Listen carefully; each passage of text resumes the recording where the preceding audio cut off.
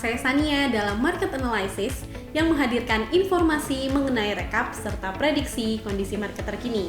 Langsung saja kita mulai dari kategori yang pertama, yaitu Forex. Euro USD terus meningkat sejak awal sesi Eropa dan baru-baru ini mencetak tertinggi harian baru di sekitar 1.0598. Dolar US jatuh pada hari Kamis lalu dan selama sesi Amerika mempercepat penurunan karena pasar saham mulai menunjukkan tanda-tanda kehidupan. Dow Jones jatuh hanya 0.26% dan S&P 500, Nasdaq masing-masing naik 0.33% dan 1.20%. Kita beralih ke USD JPY. Pasangan USD JPY berjuang untuk memanfaatkan pergerakan positif awal dan menyaksikan perubahan haluan dari lingkungan sekitar 129.00 pada hari Kamis lalu. Penurunan tajam intraday menandai hari kedua berturut-turut dari pergerakan negatif dan menyeret harga spot ke terendah baru bulanan di sekitar 127.00 selama awal sesi Amerika Utara. Lautan merah pada pasar ekuitas yang mendorong permintaan untuk safe haven tradisional yen Jepang dan memberikan tekanan ke bawah yang berat pada pasangan USD JPY tentunya. Kita beralih ke GBP USD yang mempertahankan nada penawaran belinya sepanjang awal sesi Eropa dan terakhir terlihat diperdagangkan di dekat tertinggi harian di sekitar wilayah 1.2375 sampai 1.2380. Pasangan ini menarik beberapa aksi beli pada hari Kamis dan memulihkan sebagian dari penurunan semalam. Meskipun pemulihan yang berarti tampaknya masih sulit untuk dipahami, nada yang lebih lembut di sekitar imbal hasil obligasi Treasury US membuat dolar US bull bertahan dan mempertahankan beberapa dukungan untuk pasangan GBP USD. Kita beralih ke AUD USD yang memangkas penurunan hari Rabu 2 dan rally tajam lebih dari 1.40% pada hari Kamis lalu. Meskipun suasana pasar risk off dan biasanya akan menjadi hambatan bagi mata uang utama, di 0.7052 AUD USD mencerminkan pelemahan dolar US yang sedang berlaku pada sesi Amerika Utara dan dipengaruhi juga oleh data ekonomi US yang beragam dan penurunan hasil imbal Treasury US tentunya. Kita beralih ke kategori metals.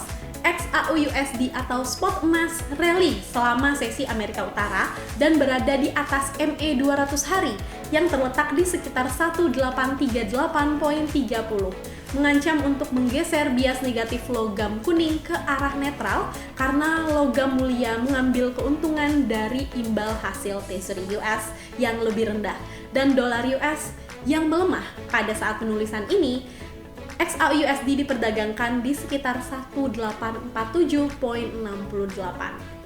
Faktor-faktor yang disebutkan di atas adalah penarik untuk emas. Selain itu, skenario inflasi juga mulai memukul pendapatan pengecer besar US yang menurunkan perkiraan pertumbuhan mereka meskipun penjualan retail menunjukkan ketahanan konsumen.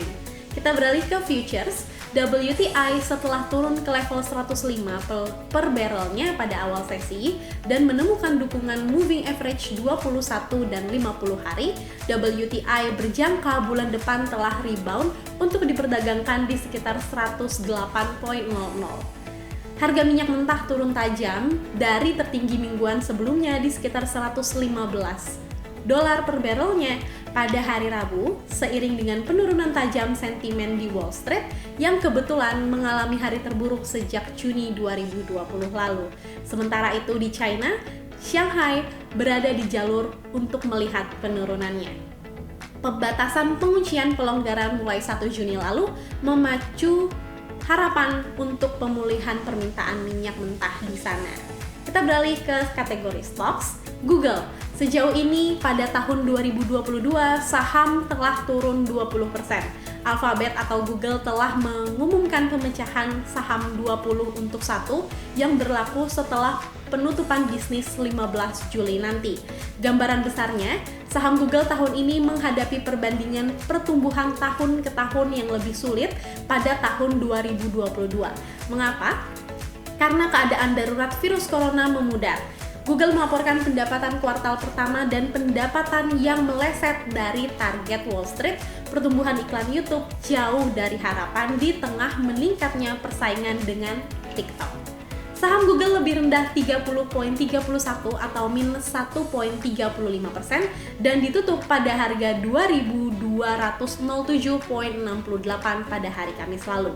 Kita beralih ke saham Meta. ExxonMobil Corp pada hari Kamis mengatakan pihaknya menandatangani kesepakatan untuk menjual properti gas alam Texas Utara karena produsen BKV Corp seharga $750 juta sebagai bagian dari langkah yang lebih luas untuk melepaskan aset yang tidak diinginkan. ExxonMobil, produsen minyak utama US, menetapkan tujuan 3 tahun lalu untuk menjual aset sebesar $15 miliar pada Desember lalu untuk membayar utang dan fokus pada produksi minyak biaya lebih rendah. Tetapi itu telah tercapai sekitar setengah dari penjualan terhenti selama pandemi. Itu dia rekap mengenai informasi dari pasar minggu lalu. Bagaimana informasi mengenai prediksi minggu depan? Langsung saja kita mulai dari hari Senin, 23 Mei 2022. IVO Business Climate Jerman Mei diperkirakan di sekitar 92,1 dari sebelumnya di 91,8. US Fed Bostic Will Speech dan Eurogroup Meeting pada hari Senin. Dan pada hari Selasa 24 Mei, S&P Global Manufacturing PMI Jerman Flash pada bulan Mei diperkirakan di sekitar 54,1 dari sebelumnya di 54,6. S&P Global Service PMI Flash Jerman Mei diperkirakan di sekitar 56,5 dari sebelumnya 57,6. Dan S&P Global Service US Flash Mei diperkirakan di sekitar 55,0 dari sebelumnya 55,6. Dan S&P Global Manufacturing PMI US Flash Mei diperkirakan di sekitar 58,8 dari 59,2.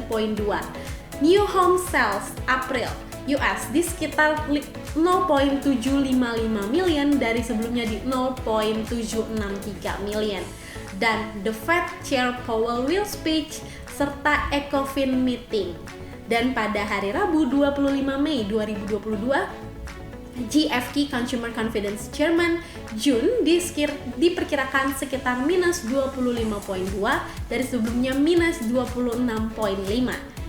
GDP growth rate year over year Jerman final kuartal 1 diperkirakan di sekitar 3,7% dari sebelumnya di 1,8%. Dan ECB President Lagarde will speech dan durable goods order month over month April US diperkirakan di sekitar 0,4% dari sebelumnya 0,8%. Dan US Fed Brainard will speech. Kita beralih ke hari Kamis 26 Mei.